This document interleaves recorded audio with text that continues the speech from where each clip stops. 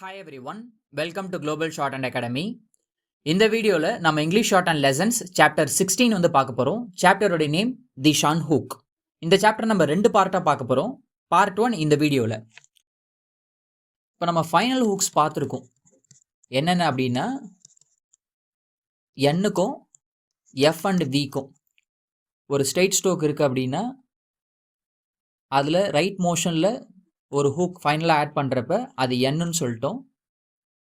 Left மோஷனில் add பண்ணுறப்ப அது எஃப் இல்லைனா வி ஹூக்னு நம்ம வந்து படிச்சிருக்கோம் ஸ்ட்ரெயிட் ஸ்ட்ரோக்ஸில். கர்வ்டு ஸ்ட்ரோக்ஸ்னு பார்க்குறப்ப இன்சைடில் சின்னதாக ஒரு ஹூக்கு எண்ணு மட்டும்தான், கரெக்டுங்களா? எஃப் வந்து கிடையாது கர்வ்டு ஸ்ட்ரோக்ஸில். இந்த ஹூக் சின்ன ஹூக்கு, ஸ்மால் ஹூக்ஸ் எல்லாமே. இதுவே கொஞ்சம் பெருசாக எழுதணும் அப்படின்னா அதுதான் ஷன் ஹூக். ஓகேங்களா? பி ஷன், எஃப் ஷன், பி ஷன், எஃப் ஷன், என் ஷன், எம் ஷன். சவுண்டு மட்டும் பார்க்கணும் ஷன் அப்படின்னு சொல்லிட்டு. இந்த ஷன் வந்து நீங்கள் ஸ்பெல்லிங் பார்க்குறப்ப டிஐஓஎன்னு இருக்கும், எஸ்ஐஓஎன்னு இருக்கும், அப்புறம் சிஐஏஎன்னு இருக்கும், டிஐஏஎன்னு இருக்கும், எஸ்ஐஏன்னு இருக்கும், இன்னும் பல விதமாக ஸ்பெல்லிங் இருக்கும். ஓகே, ஸ்பெல்லிங் பார்க்கக்கூடாது, அந்த எண்டிங்கில் வர அந்த ஷன் அதை மட்டும் தான் நம்ம வந்து பார்க்கணும். இப்போ நோஷன் அப்படின்னு ஒரு வேர்டு இருக்குது.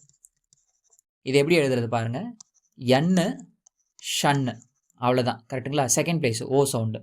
அப்போ நோ ஷன் இப்படி எழுதணும். இது வேற நோன் அப்படின்றது என்னு என்னு, இது நோனு, இது நோஷன். லார்ஜ் ஹூக் வந்து எண்டிங்கில் இருக்கணும். ஓகேங்களா? அதில் சர்க்கிளுமே போட்டுக்கலாம் நம்ம. இப்போ நோஷன்ஸ் அப்படின்னா என்னு ஷன்னு, அதில் ஒரு சர்க்கிள் நோஷன்ஸ். ஓகேங்களா? காஷன், காஷன் இப்படி நம்ம வந்து எழுதுவோம். காஷன்ஸ், காஷன்ஸ் அப்படின்னு சொல்லிட்டு. இப்போ நம்ம கர்வ்டு ஸ்ட்ரோக்ஸ்னு பார்க்குறப்ப உட்புறமாக வந்துடுது. இப்போ ஃபியூஷன் அப்படின்னு சொல்கிறப்ப எஃப் ஷன்னு, ஓகே, உட்புறமாக வந்துடுது. ஓகே, எந்த டவுட்டும் வராது. இதுவே ஸ்ட்ரெயிட் ஸ்ட்ரோக்ஸ்லாம் இப்போ இது பீனா இந்த பக்கம் ஷன் போடுறதா இல்லைனா இந்த பக்கம் ஷன் போடுறதான்னு ஒரு டவுட் வரும். கரெக்டுங்களா? ஸோ எந்தெந்த இடத்துல என்ன மாதிரி எழுதுறது அப்படின்றத அப்கமிங் டாபிக்ஸில் வந்து பார்க்க போகிறோம். இப்போ ஒரு வார்த்தைக்கு அவுட்லைன் எழுதுகிறோம்.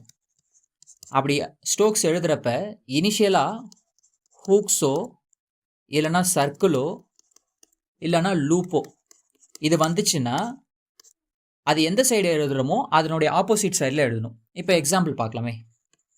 செக்ஷன் இது எடுத்துக்கலாம். இதில் செக் எழுதியாச்சு, ஷன் எழுதணும். இப்போ இப்படி எழுதுறதா இல்லைனா இப்படி எழுதுறதான்னு ஒரு டவுட் இருக்குது இல்லையா?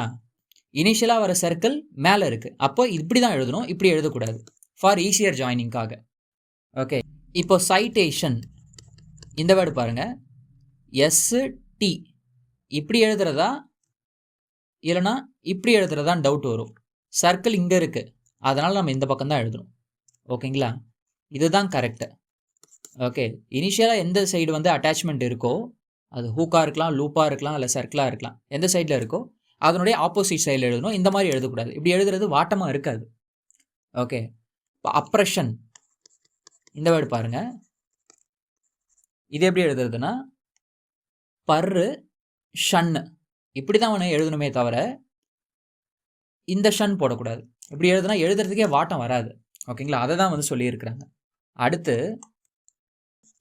F K ஷன்னு.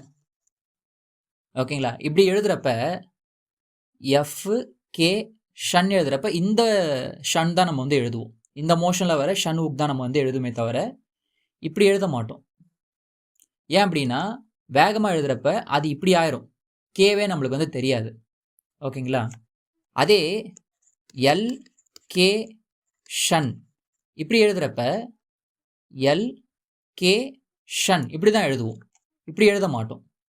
எல் கே ஷன் இப்படி எழுத மாட்டோம். ஏன்னா வேகமாக எழுதுகிறப்ப இது வெறுமனே எல் ஷன் மட்டும் இருக்கிற மாதிரி ஆகிரும். ஓகேங்களா? ஸோ எஃப்கே ஷன் மேலேருந்து கீழே வரப்ப ரைட் மோஷனில் வர ஷன் எழுதுவோம், கீழே இருந்து மேலே போகிறப்ப லெஃப்ட் மோஷனில் எழுதுகிற ஷன் வந்து எழுதுவோம். ஓகேங்களா? தென் இனிஷியலாக அட்டாச்மெண்ட் வந்துச்சுன்னா என்ன சைடுன்னு சொல்லிட்டு பார்த்தோம். ஆனால் இனிஷியலாக அட்டாச்மெண்ட்டே வரல அப்படின்னா அங்கே என்ன பண்ணுறது? இப்போ 2 வேர்டு பாருங்கள், பேஷன், ஆப்ஷன். இது ரெண்டுத்துலையுமே பி ஷன் இருக்குது, இங்கேயுமே பி ஷன். இதை தான் நம்ம வந்து எழுதணும். இப்போ பேஷன்ன்றது எப்படி எழுதியிருப்பாங்கன்னா பேஷன், ஆப்ஷன்ன்றது எப்படி எழுதியிருப்பாங்கன்னா ஆப்ஷன், இப்படி எழுதியிருப்பாங்க. என்ன லாஜிக்னா இந்த வார்த்தையில் வர லாஸ்ட் வவ்வல் எந்த சைடு நம்ம வந்து வைக்கிறோமோ அதுக்கு ஆப்போசிட் சைடில் எழுதணும். இப்போ இந்த இடத்துல அந்த ஆ வவ்வல் வந்து ரைட் சைடில் வச்சுருக்கோம், கரெக்டுங்களா? அதனால லெஃப்ட் சைடில் ஷன்வுக் நம்ம வந்து எழுதியிருக்கோம்.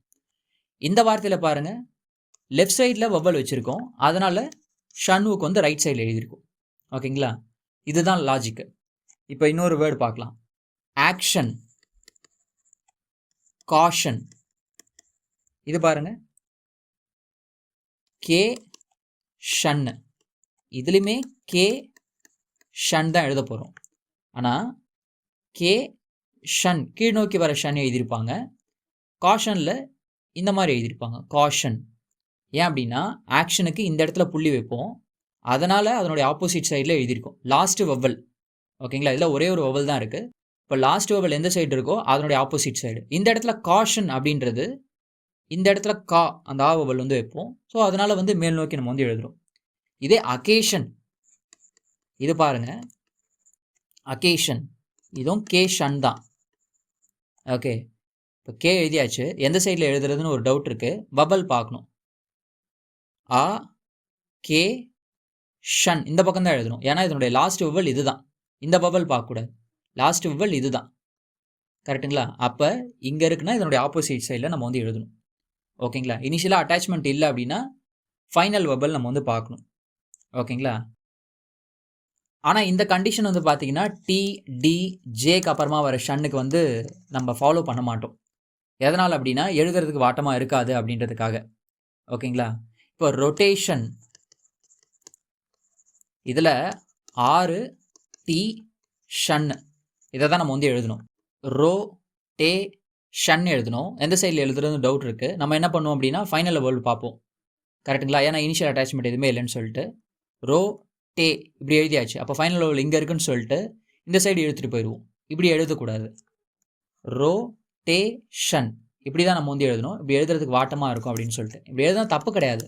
ஆனால் டிடிஜேக்கு அப்புறமா ஷன் வரப்போ நம்ம இந்த மோஷன்லேயே வந்து எழுதிடலாம், ஈஸியாக எழுத முடியும் அப்படின்றதுக்காக. இதுவே நொட்டேஷன், நோ டே ஷன் இப்படியே நம்ம வந்து எழுதிடுவோம். ஃபைனல் வவ்வல் நீங்கள் ஃபாலோ பண்ண மாட்டோம். கிரேடேஷன், இது கர்ரு டே ஷன்.